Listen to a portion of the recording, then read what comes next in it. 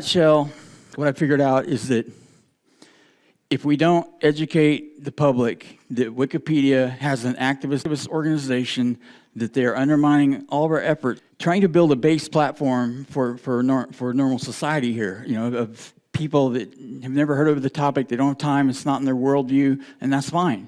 But they can't get an honest opinion trying to go to Wikipedia, and the problem is the Google algorithms push it to the top of the search.